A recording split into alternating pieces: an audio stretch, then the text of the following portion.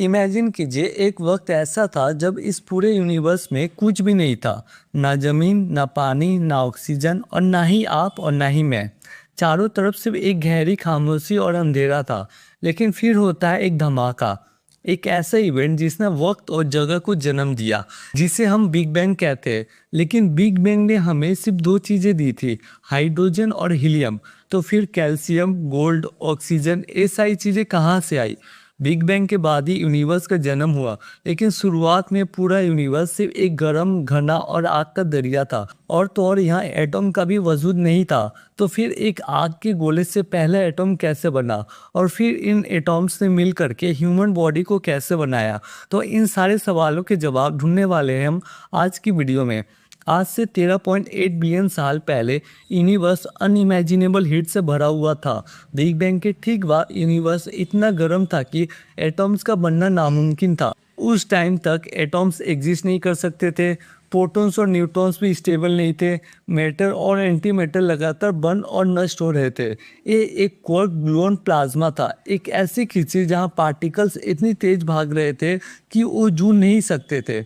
लेकिन जैसे जैसे यूनिवर्स एक्सपैंड हुआ, टेम्परेचर गिरने लगा और ठीक इसी मोमेंट पर शुरू होती है कॉस्मिक केमिस्ट्री की सबसे पहली कहानी।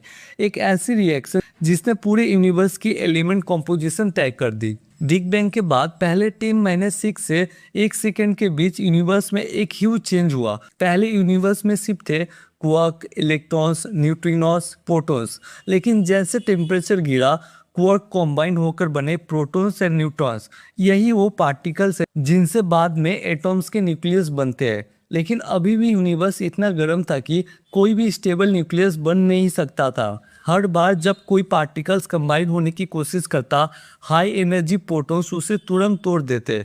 लेकिन जैसे ही यूनिवर्स का पहला सेकंड खत्म हुआ, टेम्परेचर धीरे धीरे गिरने लगा। उस टाइम तक यूनिवर्स का टेम्परेचर था लगभग 10 मिलियन केल्विन। यहीं पर एक इंटरेस्टिंग इवेंट हुआ। न्यूट्रिनोस यूनिवर्स से डिकपल हो गए, यानी वे बाकी पार्टिकल्स से इंटरेक्ट करना लगभग बंद कर देते हैं। अब यूनिवर्स में बचे मुख्य पार्टिकल्स थे प्रोटॉन्स, न्यूट्रॉन्स, इलेक्ट्रॉन्स, प्रोटॉन्स। और अब शुरू होने वाली थी यूनिवर्स की पहली न्यूक्लियर रिएक्शंस। और यहाँ से शुरू हुआ असली खेल। प्रोटॉन्स और न्यूट्रॉन्स जो अब तक अकेले घूम रहे थे, अब एक दूसरे के पास आने लगे। लेकिन एक प्रॉब्लम थी, द ग्रेट एनिहिलेशन। मैटर और एंटी मैटर आपस में लड़ रहे थे। अगर एंटी मैटर जीत जाता तो आज यूनिवर्स खाली होता। लेकिन किस्मत से हर 1 बिलियन एंटी मैटर पार्टिकल्स के लिए एक एक्स्ट्रा मैटर पार्टिकल्स बच गया। और वही बचा हुआ मैटर आज आप, मैं और ये यूनिवर्स है। बिग बैंग के लगभग 3 मिनट बाद टेम्परेचर गिरकर लगभग 1 मिलियन केल्विन रह गया। अब फाइनली कंडीशन सही थी न्यूक्लियर फ्यूजन के लिए।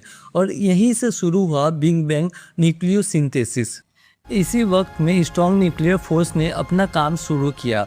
एक प्रोटॉन और एक न्यूट्रॉन जुड़े और बना ड्यूटेरियम, जिसे हेवी हाइड्रोजन भी आप कह सकते हैं। फिर 2 ड्यूटेरियम जुड़े और बना हीलियम। इस प्रोसेस को हम कहते हैं प्राइमोर्डियल न्यूक्लियोसिंथेसिस। कुछ रेयर रिएक्शन ने बनाया लिथियम, बेरिलियम। लेकिन अभी तक कोई भी भारी एलिमेंट्स क्यों नहीं बने? यूनिवर्स ने सिर्फ हाइड्रोजन और हीलियम ही क्यों बनाया?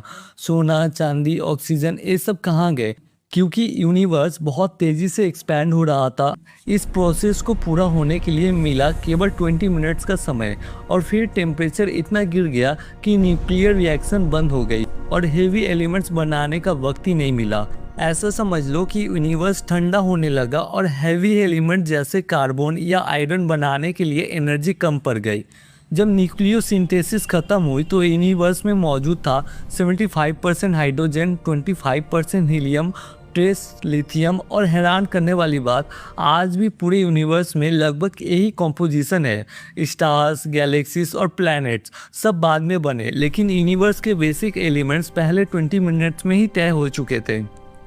अगले 200 मिलियन साल तक यूनिवर्स में सिर्फ हाइड्रोजन और हीलियम की गैस तैरती रही। बिल्कुल सन्नाटा था चारों तरफ। तब तक जब तक कि ना ग्रेविटी ने एंट्री नहीं ली।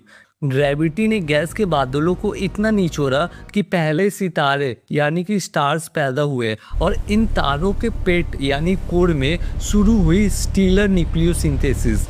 एक स्टार असलियत में एक जायंट प्रेशर कुकर है। स्टार के कोर में इतना प्रेशर होता है कि हाइड्रोजन के एटम्स आपस में टकराते हैं और हीलियम बनाते हैं। इसे न्यूक्लियर फ्यूजन कहते हैं। यही वो एनर्जी है जो सूरज को चमकाती है। लेकिन जब हाइड्रोजन खत्म होती है तो तारा रुका नहीं, वो हीलियम को बर्न करके कार्बन बनाता है। कार्बन से नियॉन, नियॉन से ऑक्सीजन और ऑक्सीजन से सिलिकॉन। लेकिन यहाँ एक विलेन की एंट्री होती है, आयरन। आयरन यूनिवर्स का सबसे सेल्फिश एलिमेंट है। आयरन बनाने में स्टार को एनर्जी मिलती नहीं बल्कि खर्च करनी पड़ती है।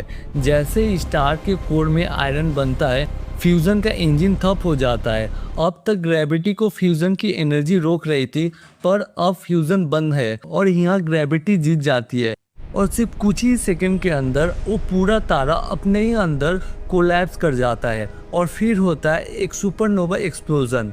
इस सुपरनोवा की गर्मी में वो एलिमेंट्स बनते हैं जो स्टार अपनी पूरी ज़िंदगी में नहीं बना पाए, जैसे कि गोल्ड, सिल्वर, प्लेटिनम और यूरेनियम।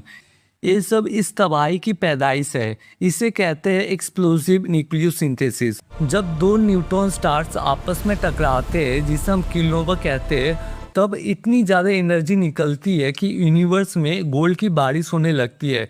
यानी कि जब एक जायंट तारा अपनी मौत के वक्त सुपरनोवा बनता है या फिर जब दो न्यूट्रॉन स्टार्स आपस में टकराते हैं, तब पैदा होती है वो गर्मी जो गोल्ड, यूरेनियम और प्लेटिनियम जैसे हेवी एलिमेंट्स को जन्म देती है। सोचिए, आपने जो सोना पहना है वो कभी दो टूटे हुए तारों की टक्कर थी। जब ये तारे फटते हैं, ये सारे एलिमेंट्स स्पेस में बिखर जाते हैं। बिलियन सालों बाद वही धूल और एलिमेंट्स ग्रेविटी से जुड़कर एक नया प्लैनेट बनाते हैं, जैसे हमारी अर्थ। आपके खून में जो आयरन है वो किसी मरते हुए तारे ने दिया है। आपकी हड्डियों में जो कैल्शियम है वो किसी सुपरनोवा से आया है। कल सैंगनर ने सही कहा था, we are made of star stuff. Nucleosynthesis सिर्फ साइंस नहीं, ये हमारी हिस्ट्री है। हम यूनिवर्स का ही एक तरीका है खुद को समझने का। जो काम बिग बैंग नहीं कर पाया वो इन तारों ने किया। इन्होंने हीलियम को फ्यूज़ करके कार्बन बनाया, कार्बन से ऑक्सीजन और ऑक्सीजन से आयरन। तो कहानी ये है, बिग बैंग ने हमें हाइड्रोजन दिया, स्टार्स ने हमें कार्बन और ऑक्सीजन दिया और सुपरनोवा ने हमें गोल्ड और बाकी मेटल्स दिए। हमारी बॉडी का हर एक एटम किसी न किसी तारे के अंदर पका है। हम सिर्फ इस दुनिया में नहीं है, हम इस दुनिया का हिस्सा है। We are literally star dust, the birth of the first atom. लेकिन एक बड़ी प्रॉब्लम थी। अब न्यूक्लियस तो बन गए थे लेकिन एटम्स अभी भी नहीं बने थे। क्यों? क्योंकि टेम्परेचर अभी भी बहुत ज़्यादा था। इलेक्ट्रॉन जैसे ही न्यूक्लियस के पास आते, प्रोटॉन्स उन्हें तुरंत नॉकआउट कर देते। इसलिए यूनिवर्स अगले 3,80,000 साल तक एक हॉट प्लाज्मा बना रहा। फिर आया वो मोमेंट जब यूनिवर्स का टेम्परेचर गिरकर लगभग 3,000 केल्विन रह गया। अब इलेक्ट्रॉन्स फाइनली न्यूक्लियस से अटैच हो सकते थे और पहली बार बने न्यूट्रल एटम्स, हाइड्रोजन एटम्स और हीलियम एटम्स। इस प्रोसेस को कहते हैं रिकॉम्बिनेशन।